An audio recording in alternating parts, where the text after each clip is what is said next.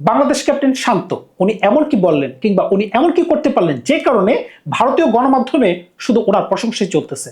একদিকে জয়সওয়াল, অন্যদিকে ভারতের অন্যতম স্বনামধন্য ক্রিকেট বিশ্লেষক হার্ষা ভোগলে। এই দুজনের মাঝখানে এমন কি হইল যে সোশ্যাল মিডিয়া একদম গরম হয়ে আছে।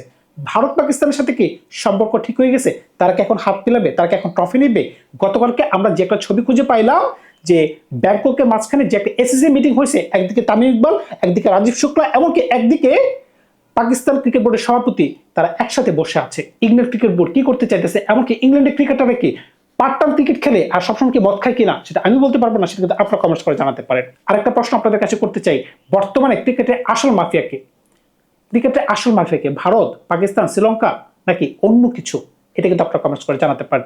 প্রথমে যদি আমরা শান্ত টপিকে যাই, শান্ত এখন ক্রিকেট বিশ্বের অন্যতম আলোচিত ক্যাপ্টেন। কি কারণে? ওনার টিম অস্ট্রেলিয়াতে যেভাবে ভালো করতে পারছে, এমনকি যে একটা বোল্ড স্টেটমেন্ট তারা দিয়ে আসতে পারছে যে আমরা হারছি, কিন্তু অস্ট্রেলিয়া যে খুব ভালো করতে পারছে, এমনকি আমাদের হারানোর জন্য তারা যে ধরনের বিকল্প পন্থা অবলম্বন করছে, যে একটা বাজে পিচ বানাইছে, এটা কিন্তু কোনো মতে কাম্য না। তারা যদি একটা ভালো পিচ বানাইতো, এমনকি ভালো খেলে যদি আমাদেরকে হারানোর চেষ্টা করতো, এটা মানানসই ছিল। তবে এর থেকেও বড় স্টেটমেন্টটা কি ছিল? আপনারা যখন সাবকন্টিনেন্টে আসবেন, আমাদের কন্ডিশনে খেলবেন, যখন একদিনে 18 থেকে 20 উইকেট পড়ে যাবে, আপনারা কিন্তু কান্নাকাটি করেন না। এই যে একটা কথা তিনি বলতে পারছেন সাহসের সহিত, এটা শুনে কিন্তু ভারত বলেন, শ্রীলঙ্কা বলেন, ইন্ডিয়া বলেন, পাকিস্তান বলেন, সকলেই কিন্তু এখন পঞ্চমুখ। কারণটা কি? এই ধরনের বোল্ড স্টেটমেন্ট যখন আপনি অস্ট্রেলিয়াতে থেকে অস্ট্রেলিয়ার মিডিয়ার সামনে এই ধরনের কথা বলতে পারতেছে, মানে কি আপনার গার্ডস আছে।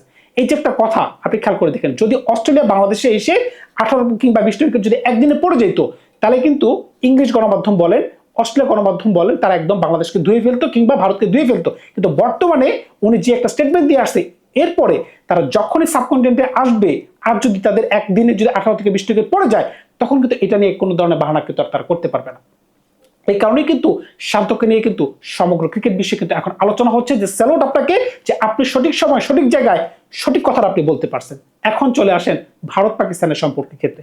আমি কিন্তু আমার গত ভিডিওতে বলেছিলাম ভারত পাকিস্তানের সাথে কিন্তু হাত মিলানো শুরু করে দিয়েছে। হকির যে একটা ম্যাচ ছিল, ওই ম্যাচে কিন্তু আমরা একটা ফুটেজ খুঁজে পেয়েছিলাম যে ভারত পাকিস্তানের সাথে হ্যান্ডশেক করতেছে। আমি প্রশ্ন তুলেছিলাম যে অদূর ভবিষ্যতে যে ভারত পাকিস্তানের খেলা হবে এশিয়া গেমসে সেপ্টেম্বরে, তারা কি ওইখানে হাত মিলাবে? আমার তো গতকালের ছবিটা দেখার পরে এখন আমার মনে কোনো সন্দেহই নাই যে তারা হাত তো মিলাবে। এমনকি যদি কোনো কারণে ভারত ট্রফি জিততে পারে, ফাইনাল জিতার পরে এখন মহসিন আকবর থেকে মনে হচ্ছে ট্রফিটাও নিতে পারে। মানে এত জটিলতার মাঝখানে এই পরিস্থিতি কেন তৈরি হলো? আমি কিন্তু একটা প্রশ্ন করেছিলাম, ক্রিকেটের আসল মাফিয়া কে? আপনি যত কথাই বলেন, ক্রিকেটের আসল মাফিয়া ভারতও না, ইংল্যান্ডও না, অস্ট্রেলিয়াও না, পাকিস্তানও না। ক্রিকেটের আসল মাফিয়া হইতেছে ব্রডকাস্টার। আপনাকে তাদের কথা শুনতে হবে। আপনি যে বলতেছেন আপনার কাছে অনেক টাকা আছে, আমি যে বলতেছি আমার কাছে অনেক টাকা আছে, ইংল্যান্ড যে বলতেছে আমাদের কাছে অনেক টাকা আছে, কিংবা আইসিসি বলতেছে আমি তোমাদেরকে এত পরিমাণ টাকা দিব, টাকার উৎস কই থেকে? টাকার উৎস হইতেছে ব্রডকাস্টার। এমনকি ভারত পাকিস্তানের ম্যাচ হইতেছে ওই টাকার মূল উৎস। এখন ব্রডকাস্টাররা যেহেতু বলতেছে যে ভারত পাকিস্তানের খেলা হইতেই হবে, সুতরাং বুঝতেই পারতেছেন এখানে কিন্তু আপনি ক্রিকেটকে বাঁচাতে হলে এই খেলা কোনো মতে বন্ধ করতে পারবে না। যদি ভারত যদি পাকিস্তানের সাথে হাত না মেলায়, এই যে একটা দুঃসম্পর্ক তৈরি হইতেছে, ওদের ভবিষ্যতে যদি পাকিস্তান বলে যে না আমরা খেলবো না, কিংবা ভারত যদি বলে না আমরা খেলবো না, দুই দেশই যদি এই ধরনের স্টেটমেন্ট দেয়, তখন কিন্তু ক্রিকেটের জন্য সেটা ক্ষতিকারক। এইভাবে চিন্তা করলে কিন্তু ক্রিকেটের আসল মাফিয়া হইতেছে ব্রডকাস্টার। তারা কিন্তু একদম বাইকে বসে আছে, যদি তোমরা ঠিকমতো আচরণ না করো তাহলে আমরা কিন্তু বিনিয়োগ করবো না, এখন তোমাদের ক্রিকেট তোমরা বাঁচাতে পারলে বাঁচাও। তবে আজকের দিনের সবচেয়ে আলোচিত টপিক হইতেছে একদিকে জয়সওয়াল, অন্যদিকে হার্ষা ভোগলে। আমি যখন ছোটবেলা থেকে ক্রিকেট খেলা দেখি তখনই কিন্তু হার্ষা ভোগলের ফ্যান। একটা সময় দূরদর্শনে আমি টেস্ট খেলা দেখতাম, সকালবেলা 2 ঘন্টা দেখাইতো, আমাকে বিকালবেলা 1.5 ঘন্টা দেখাইতো। অন্য কোনো অপশন আমাদের কাছে ছিল না। তৎকালীন সময় কি ডিশ আসলে ছিল কিনা সেটা আমি মনে করতে পারতেছি না। তো ওইরকম একটা অবস্থা থেকে মনে হচ্ছে যে আমি হার্ষা ভোগলেকে চিনি। ওনার মতো সম্মানিত ব্যক্তি, ক্রিকেট জার্নালিস্ট, এমনকি ক্রিকেট বিশেষজ্ঞ ভারতে আরেকজন আছে কিনা সেটা কিন্তু আমি বলতে পারতেছি না। তো এরকম একটা ব্যক্তি যখন একটা মন্তব্য করতেছেন, কি কারণে মন্তব্য করছেন যে জয়সওয়াল তুমি যে কাজটা করছো, তুমি কি ক্রস লিমিট করছো? উনি এটাকে নিয়ে একটা ছোট একটা কন্টেন্ট তৈরি করছে ক্লিকবাজের জন্য, কিন্তু জয়সওয়াল তিনি একটা কমেন্টস করে ফেলছেন খেলা চলাকালীন সময়। If you don't know what is said, then please don't make your judgment. If anyone cross the line, we need to let them know. This India will fight and reply. আমার প্রশ্ন হচ্ছে এখানে this India কই থেকে আসলো? আপনি একজন individual ব্যক্তি জয়সওয়াল, আপনাকে নিয়ে কথা বলা হচ্ছে, এখন সমগ্র ইন্ডিয়াকে আপনি কেন আনতেছেন? আপনার কথায় কি ভারত পাকিস্তানের যুদ্ধ হয়ে যাবে? বুঝলাম না কিছু।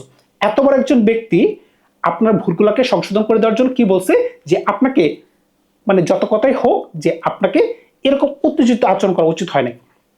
প্রথম কথা হচ্ছে আপনি ইন্ডিয়াকে রিপ্রেজেন্ট করতেছেন, এমনকি আপনি একজন ভালো ক্রিকেটার, এমনকি আপনার ফর্মও খারাপ চলতেছে, আপনাকে সে আউট করছে, আপনাকে সে একটু স্ট্যান্ড আপ জানাইতেই পারে, সে একটু উত্তেজিত হইতেই পারে। ক্রিকেটে ফাস্ট বোলাররা এই ধরনের আচরণ করতেই পারে। আমি কিন্তু আমার গত ভিডিওতে সেটা বলেছিলাম। উনিও সেম এক্সাক্ট কথাটাই বলছেন। হ্যাঁ, উনি খুব অল্পের মাঝখানে বেঁচে গেছেন, মাত্র 25% ফি। কিন্তু আমার এখানে আরেকটা প্রশ্ন আছে, ফার্নান্ডোকে কেন জরিমানা করা হলো? এটা কি ভারতীয় ক্রিকেটে পাওয়ার? সেটা আমি বলতে পারবো না। তবে ওনার মতো বড় ব্যক্তি যখন এই ধরনের কমেন্টস করতেছে, মানে এই ধরনের একটা কন্টেন্ট করতেছে, এরপরে যদি জ্যাসলের মতো একটা ছেলে যদি নিচে যে এই ধরনের বেয়াদবি একটা কমেন্টস করে, সেটা কিন্তু ক্রিকেট বিশ্বের জন্য লজ্জাজনক। এখন কিন্তু ভারত জুড়ে তোলপাড় শুরু হয়ে গেছে যে জ্যাসল তুমি কি আসলে কাজটা ঠিক করতে পারছো?